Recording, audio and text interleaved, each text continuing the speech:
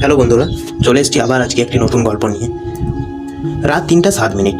বাইরে হালকা বৃষ্টি হচ্ছিল, পুরো শহরটা যেন ঘুমিয়েছিল। শুধু রাহুলের ঘরের বাতিটি জ্বলছিল। পরীক্ষার জন্য পড়তে পড়তে হঠাৎ রাহুল খেয়াল করলো তার ফোনের সময় ঠিক 3:07 এসে থেমে গেছে। সে কয়েকবার ফোন রিস্টার্ট করার চেষ্টাও করলো, কিন্তু স্ক্রিন একদম ফ্রিজ। ঠিক তখনই টক টক টক করে দরজায় কেউ নক করলো।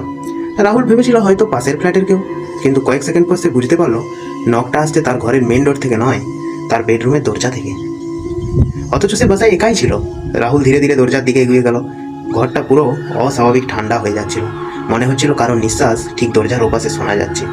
আবার শব্দ হলো টকটক করে 3বার। এবার একটু আস্তে একটা কণ্ঠ শোনা গেল, দরজাটা খোলো।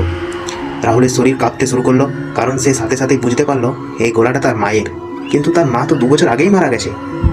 হঠাৎ পুরো বাসার লাইট বন্ধ হয়ে গেল। শুধু করিডোর থেকে হালকা লাল রঙের আলো আসছিল, আর তার আলোর মাঝেই একটা ছায়া দাঁড়িয়েছিল।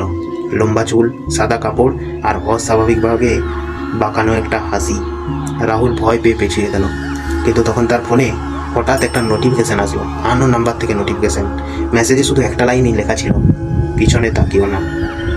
রাহুলের নিঃশ্বাস বন্ধ হয়ে আসছিল, কারণ ঠিক সেই মুহূর্তেই সে অনুভব করলো কেউ একজন তার পিছনে দাঁড়িয়ে আছে। পরদিন সকালে প্রতিবেশীরা রাহুলের বাসায় দরজা খোলা অবস্থায় দেখতে পায়।